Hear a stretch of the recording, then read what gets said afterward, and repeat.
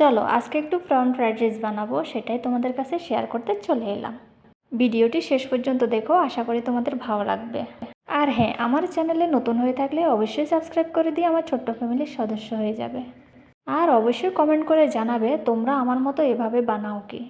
যদি না বানিয়ে থাকো অবশ্যই এরকম করে একবার ট্রাই করে দেখো, খুবই ভালো লাগবে।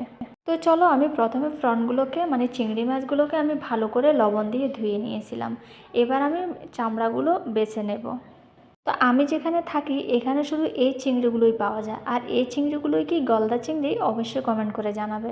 আর কোনো রকম পাওয়া যায় না, বড়ও পাওয়া যায় না, ছোটও পাওয়া যায় না। তো এদের পেটের মধ্যে কিন্তু একদম কাদায় ভরা থাকে।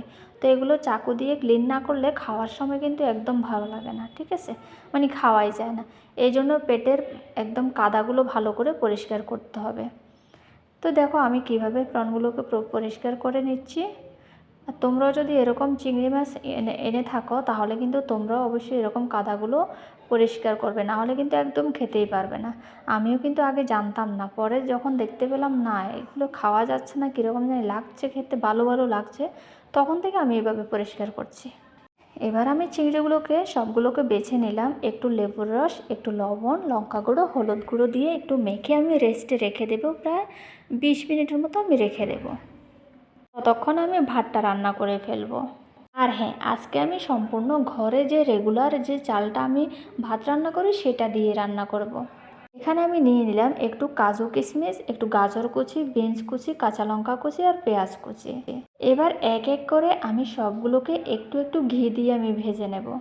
যদি তেল দিয়ে ভাজতে যায় তাহলে সবগুলো মিলিয়ে অনেকটা তেল হয়ে যাবে। এত তেল খাওয়া আমাদের শরীরের পক্ষে ভালো না। তো আমরা কিন্তু ঘি খেতেই পারি যদি সেটা বাড়ির বানানো হয়, ঠিক আছে, যে গ্রামের যে ঘিগুলো। আমি এখানে আমার গ্রামের ঘিটাই আমি ব্যবহার করছি।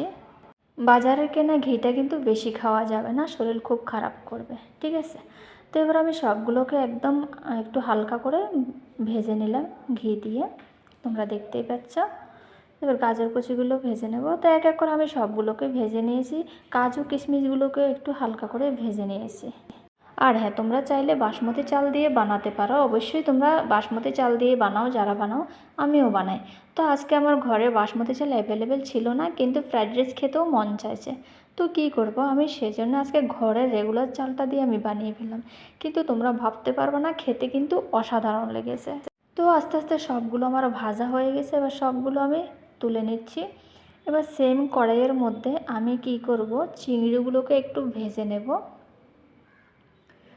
চিংড়িগুলোকে একটু তেল দিয়ে আমি ভাজবো। আমি কড়াইতে তেল দিয়ে দিলাম, তেলটা গরম হয়ে গেল। এবার আমি এখানে দিয়ে দেব পেঁয়াজ কুচি। তো পেঁয়াজ কুচিটা ভাজতে ভাজতে যখন একটু ব্রাউন কালার হয়ে যাবে তখন আমি কি করব, চিংড়ি মাছগুলোকে দিয়ে দেব, ঠিক আছে। তো হয়ে গেছে, দেখো চিংড়িগুলোকে দিয়ে দিচ্ছি।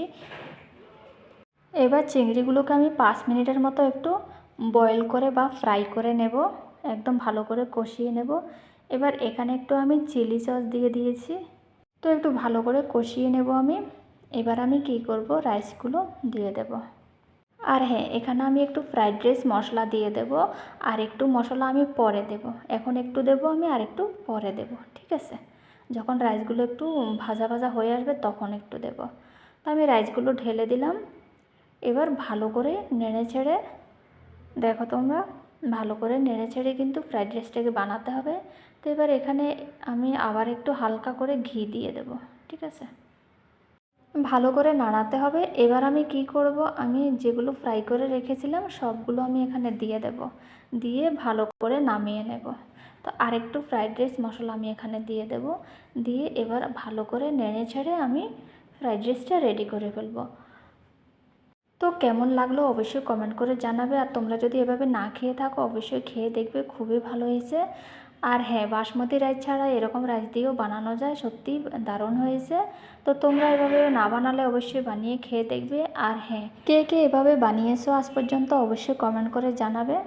তো আমার ভিডিওগুলো কেমন লাগে অবশ্যই কমেন্ট করে জানাবে। তো আমার ফ্রাইড রাইসটা হয়ে গেছে মোটামুটি, দেখো তোমরা। তো সবাই ভালো থাকবে, সুস্থ থাকবে, দেখা হবে পরের কোনো রেমেডি নিয়ে পরের কোনো ভিডিওতে। আর চ্যানেলে নতুন হয়ে থাকলে অবশ্যই অবশ্যই সাবস্ক্রাইব করে দেবে। আর অবশ্যই কমেন্ট করে জানাবে আমার ভিডিওটা তোমার কেমন লেগেছে।